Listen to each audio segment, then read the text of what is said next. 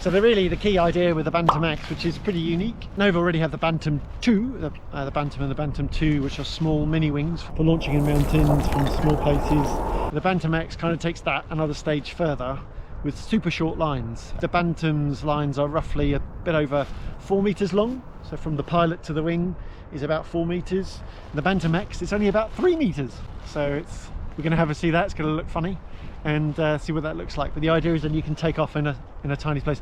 And just like our launches here, they're really small and tiny, and like with rocks everywhere. And we might simulate to try and a small space somehow. I don't know, but yeah, let's have a go. Well, show me, show me, show me. Let's get it out of the bag. So, comes in this little inner bag. Put it right as a bag.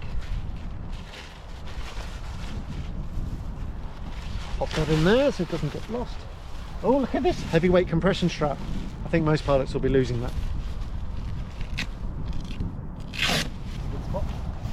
So here we have the glider. I can tell you it just weighs very, very little.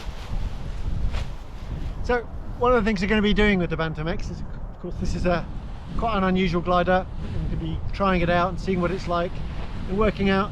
We know what its advantages are, having the short lines for launching in tiny spaces, but then what's it actually like to launch, and what's it like to ground handle, what's it like to fly. That's what I'm interested in. So let's see what we find out. Let's start from the risers.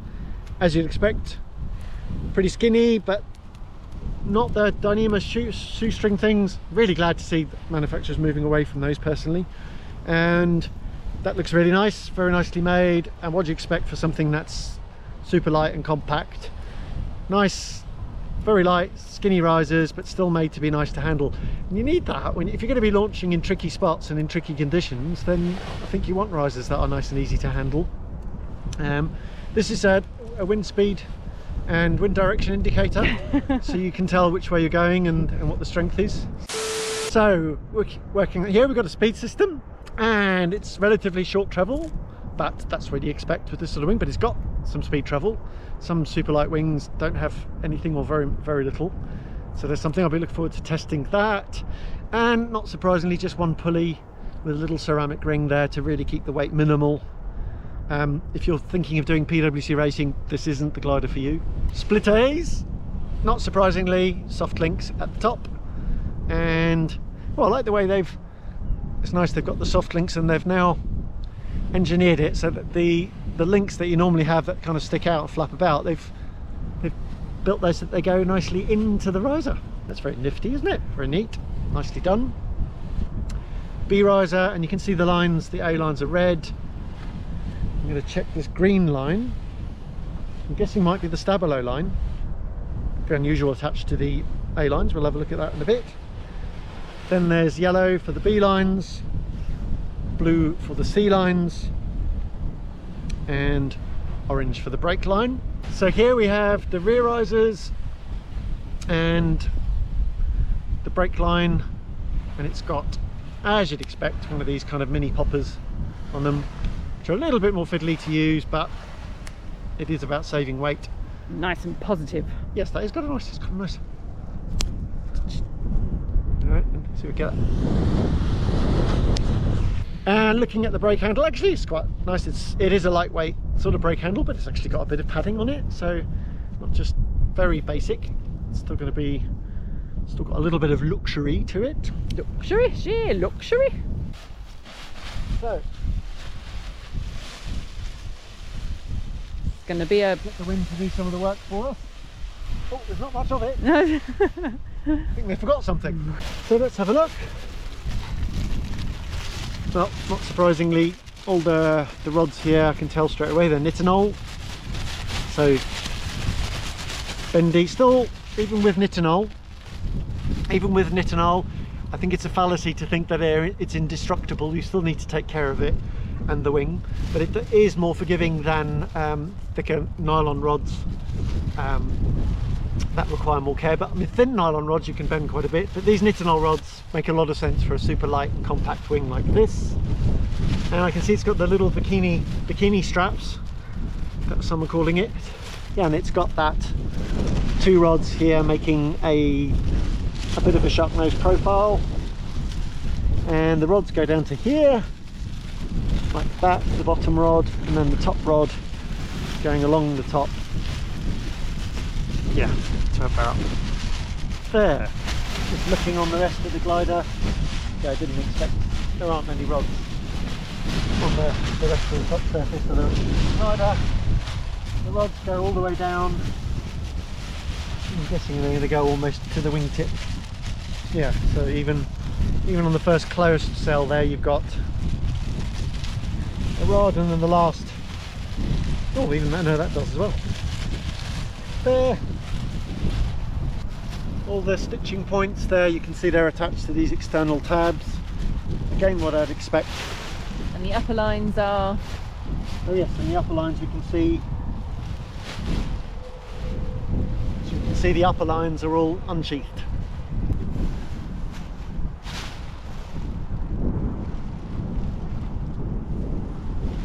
You can really see how short the lines are.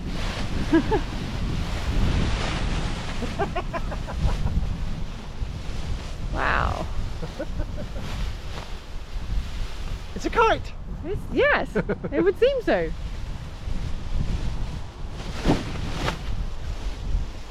can see that, very light, very small, very short lines. Look how short the lines are. Yeah, well, so 3 point something meters, yeah, that's, Yep. that's what it Just is. over 3 meters, that's what they said. Yeah. Just showing some detail.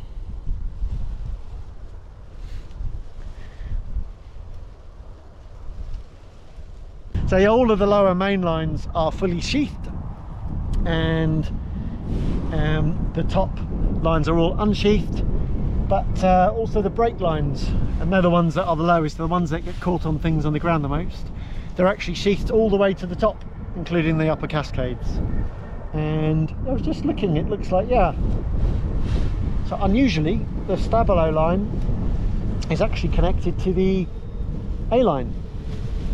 I've seen Stabilo lines attached to the C line sometimes, which tends to mean that you can't use the rear risers for holding the glider down so well. Look forward to testing that, see how that works on the ground and in the air. Certainly means that I can, as you can see here, it's making it very easy for me, even though it's actually a little bit breezy. It's not strong, but it's a bit on the breezy side. But you can see I'm able to hold the glider very easily here. And I can use the rear line to stall the glider down. Right, so what I'm going to do now is mushroom it up, and then get clicked in and give it a go. I just wanted to show you a little thing, a little technique, which is for this glider, but it's also something that applies generally when you're mushrooming up. You can pull the rear lines in like that, which brings the trailing edge of the glider in, and then grab the lines like so. I'll show it again once I'm clicked in, and then as you gather the glider up, it brings it more into a ball, and you have less of the problem of the glider, the trailing edge catching in your hand and everything flapping around in the wind. So when you're clipping in, you can either clip in, if you prefer, so that you face forward, clip on that way, like so, and then just clip in with the risers that way. Alternatively, I prefer clipping in like this, so that I get my risers like so, and twist them over, then clip them onto here. Make sure I do up the screw gate, and then on the other side, then connect up the speed system. God, I wish I had some Brummel covers, Nancy. In it. Wait a moment, what's this? Hooray! So a little tip for you is when you pull your poppers off, it's very tempting to just grab them, because poppers are two-handed, and it's like convenient to just yank them off, and it will generally be fine, but you can end up damaging the attachment point. So good idea to actually put your thumb right here and then pull that off, and then you're taking the stress off of the attachment point, because it's actually quite small and stitched on there. So if you put your thumb there and pop that off. Now I am guessing this glider is going to be extremely difficult to inflate. Oh! Oh! It's automatic! That's incredible. It is like a kite. It is amazing. I've never seen anything quite like this before. You can really feel the glider has got much less power, so much easier to control in the wind. I mean, it's not strong, but there is a bit of breeze, but this is super easy. Anybody who flies power kites will know that the length of the lines has a really big difference on how much power the wing has. But also being short lines, I'm expecting, like it is now, that it'll move around more. We'll see, but because everything's going to be more shorter and direct, more direct. But it feels.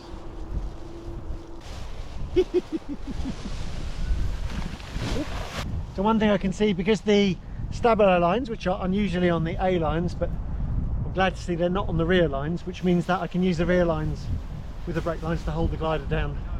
So even if the wind was quite strong, which it isn't particularly at the moment, but if it was, I could hold the glider down really easily.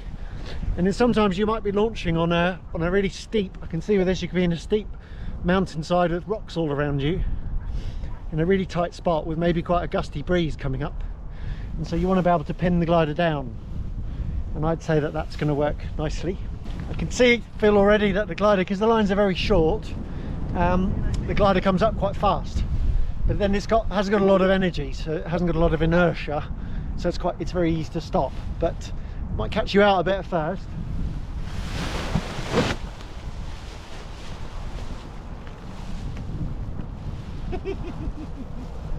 And not surprisingly, the glider is really easy to control, putting it off to one side and the other, which again is going to be useful. I think if you're launching in a tight spot, the glider comes up a bit skew, it's very easy to control.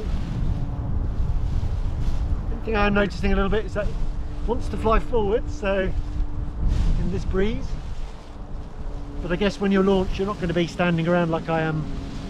This isn't really a ground handling wing, although actually works really well as a ground handling wing with short lines like this. So when I'm ground handling, I'm just going to share with you my feelings. This is very first impressions of the BANTAM X. I don't know whether to call it the BANTAM X or the BANTAM Cross. What do you think? Is it a BANTAM X or is it a BANTAM Cross? Just ground handling it, first of all, you can see by putting my hands through the loops here, that works just fine. The brake travel feels relatively short and direct. I guess because the lines are so short, I mean, it's really almost like these lines are almost pretty much half as long. Actually, they are pretty much half as long as a normal paraglider, and even shorter than a mini wing. So it's a very immediate, direct feeling, very much similar to a speed wing, and so there's quite a fast movement to it. I mean, the wind's actually quite gusty at the moment, but you can see if I want to put the glider off to one side, I can very quickly, and back over to the other side, like so. And as usual, bring it off to one side, bring it down. It's got a tendency to horseshoe quite a lot on the stall, so don't over stall it, because then it will go into a ball. And then when I want to hold it down, just get hold of the rear rises. So I'm finding that with the breeze now, it has picked up again a bit, that I'm kind of really wanting to hold the rear risers to keep the glider down. I can hold it with just the brakes, but then you can see the glider wants to come up.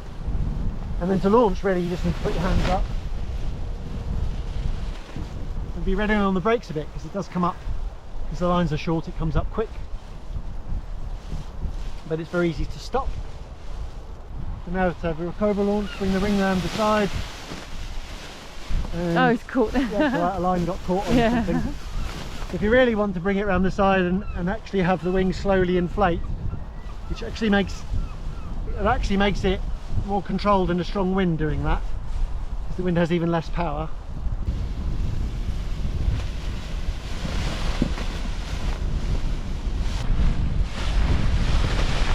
Low and low!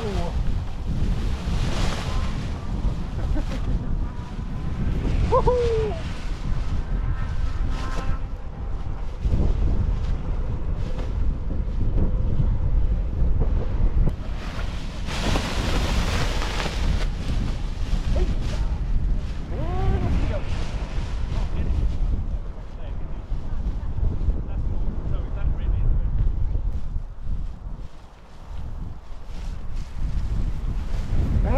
Off we go!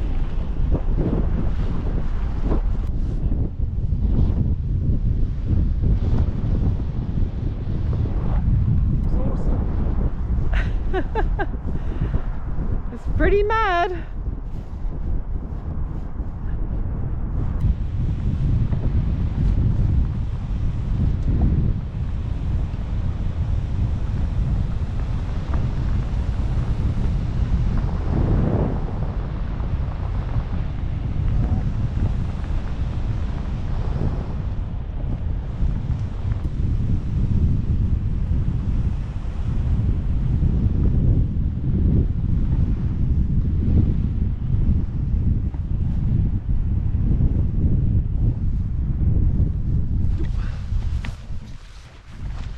Landing was easy.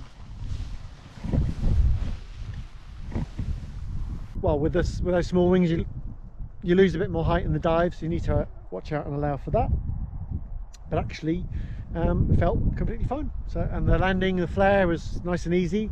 I've got a little bit of a breeze. I've got some breeze down here, so it's not nil wind, but it's not a strong wind either. And the landing was nice and easy.